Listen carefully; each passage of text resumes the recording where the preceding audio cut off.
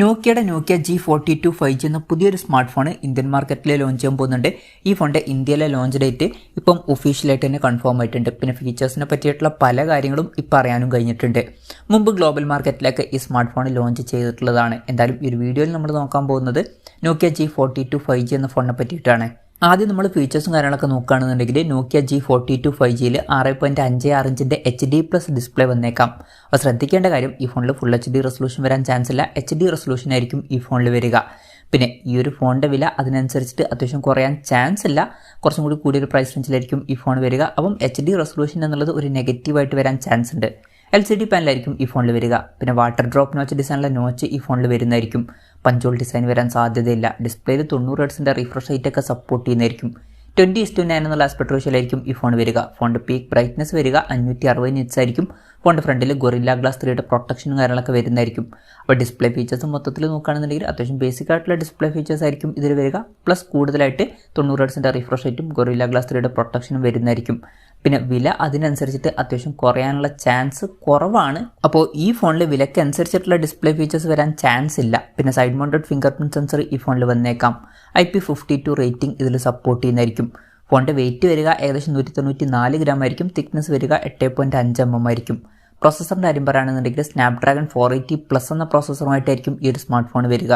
ഇത് ബേസിക് ആയിട്ടുള്ള ഒരു 5G പ്രോസസ്സറാണ്. ഫോണിൻ്റെ വില 15,000 രൂപയ്ക്ക് താഴെയാണെന്നുണ്ടെങ്കിൽ തരക്കേടില്ലാത്തൊരു പ്രോസസ്സർ എന്നൊക്കെ പറയാൻ പറ്റിയിട്ടുള്ള പ്രോസസ്സറാണ്.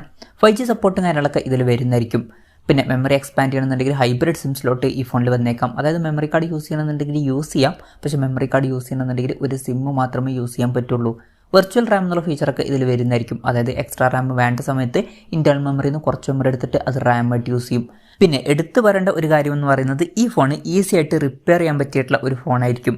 iFixit ആയിട്ട് അവർ പാർട്ട്ണർഷിപ്പ് ചെയ്യുന്നതായിരിക്കും.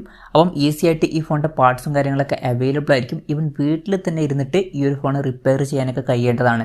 പിന്നെ ബാക്ക് പാനലൊക്കെ റിമൂവ് ചെയ്യാൻ പറ്റേണ്ടതാണ്. 3.5 mm ഓഡിയോ ജാക്ക് ഈ ഫോണിൽ വരുന്നതായിരിക്കും. Android 13 ബേസ് ആയിട്ടുള്ള സോഫ്റ്റ്വെയർ ആയിരിക്കും ഈ ഫോണിൽ വരിക. ക്യാമറയുടെ കാര്യം പറയുകയാണെന്നുണ്ടെങ്കിൽ ഫോണിൻ്റെ പിന്നിൽ ട്രിപ്പിൾ ക്യാമറ സെറ്റപ്പ് വരാനാണ് സാധ്യത. 50 മെഗാപിക്സലിൻ്റെ 1.8 അപ്പേഴ്സിൽ വരുന്ന മെയിൻ ക്യാമറ സെൻസർ ഈ ഫോണിൽ വരുന്നതായിരിക്കും. 2 മെഗാപിക്സലിൻ്റെ ഡെപ്ത് സെൻസറും അതുപോലെ തന്നെ 2 മെഗാപിക്സലിൻ്റെ മാക്രോ ലെൻസും ഈ ഫോണിൽ വന്നേക്കാം. അൾട്രാ വൈഡ് ആംഗിൾ ലെൻസ് ഒന്നും ഇതിൽ വരാൻ ചാൻസ് ഇല്ല. പിന്നെ ഫ്രണ്ടിൽ 8 മെഗാപിക്സൽ സെൽഫി ക്യാമറയും വന്നേക്കാം. ഇനി ബാറ്ററിയുടെ കാര്യം പറയുകയാണെന്നുണ്ടെങ്കിൽ 5000 mAh ബാറ്ററി വരുന്നതായിരിക്കും. 20 വാട്ടിൻ്റെ ഫാസ്റ്റ് ചാർജ് സപ്പോർട്ട് ഇതിൽ വന്നേക്കാം. Type-C ചാർജിംഗ് പോർട്ടുമായിട്ടായിരിക്കും ഈ ഒരു സ്മാർട്ട് ഫോൺ വരിക. അപ്പം ഇതൊക്കെയാണ് ഫീച്ചേഴ്സിനെ പറ്റിയിട്ട് പറയാനുള്ള കാര്യങ്ങൾ. ഇനി ഇന്ത്യയിലെ ലോഞ്ച് ഡേറ്റിൻ്റെ കാര്യം പറയുകയാണെന്നുണ്ടെങ്കിൽ സെപ്റ്റംബർ 11 ഈ സ്മാർട്ട് ഫോൺ ഇന്ത്യൻ മാർക്കറ്റിൽ ലോഞ്ച് ചെയ്യാൻ പോകുന്നത്. ഈ ഒരു കാര്യം ഒഫീഷ്യലായിട്ട് തന്നെ അവർ കൺഫേം ചെയ്തിട്ടുണ്ട്. ഓൾറെഡി അവർ ഇപ്പം ഈ ഫോൺ ഇന്ത്യയിൽ ടീസ് ചെയ്യാൻ സ്റ്റാർട്ട് ചെയ്തിട്ടുണ്ട്. ഇനി വിലയുടെ കാര്യം പറയുകയാണെന്നുണ്ടെങ്കിൽ മുമ്പ് യൂറോപ്യൻ മാർക്കറ്റിലും ഗ്ലോബൽ മാർക്കറ്റിലൊക്കെ ഈ ഫോൺ ലോഞ്ച് ചെയ്തിട്ടുണ്ട്.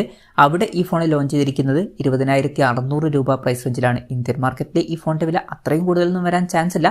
ചിലപ്പം ഒരു 15,000 രൂപ പ്രൈസ് റേഞ്ചിലായിട്ട് ഈ ഫോണിൻ്റെ വില എത്തിയേക്കാം. ഇവൻ 15,000 രൂപ പ്രൈസ് റേഞ്ചിൽ വരികയാണെന്നുണ്ടെങ്കിലും പ്രോസസ്സർ തരക്കേടില്ല എന്ന് പറയാം. ഓൺ പേപ്പർ ക്യാമറ സ്പെസിഫിക്കേഷനും ബാറ്ററി സെറ്റപ്പും തരക്കേടില്ല എന്ന് പറയാം. പക്ഷേ ഡിസ്പ്ലേയിൽ പഞ്ചോൾ ഡിസൈൻ വരുന്നില്ല, ഫുൾ HD റെസൊല്യൂഷൻ വരുന്നില്ല, ഇങ്ങനെ ചില കാര്യങ്ങളൊക്കെ വരുന്നതായിരിക്കും.